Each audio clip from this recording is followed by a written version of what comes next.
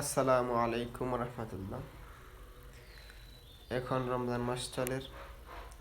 তো রমজান মাসে আমরা একটা দোয়া বেশি বেশি পাঠ করব। এই দোয়ার ভিতরে দুনিয়া এবং আখিরাতের যে চাওয়া পাওয়া সম্পূর্ণ ঢুকে গেছে, সম্পূর্ণ আছে এটার মধ্যে। দোয়াটা বেশি কঠিন না, একদম সহজ। আপনারা এটা শিখে নেবেন। দোয়া হলো আল্লাহুম্মা ইগফিরলি।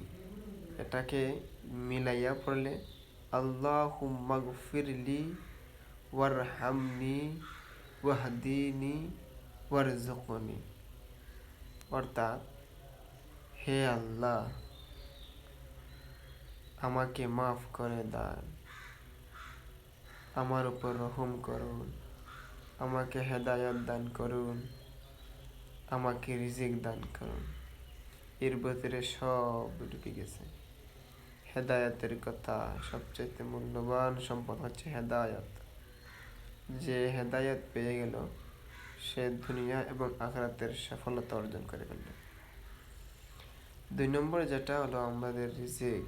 রিজিকের জন্য আমরা হাই হতাশ, পেরেশান, সারাটা জীবন শুধু রিজিকের পিছনে পড়ে গেলাম।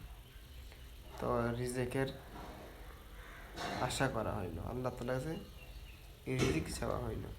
তো এই দোয়াটা একদম সহজ, আমরা মুখস্থ করে নেব এবং পড়ার চেষ্টা করবো ইনশাআল্লাহ। আসসালামু আলাইকুম।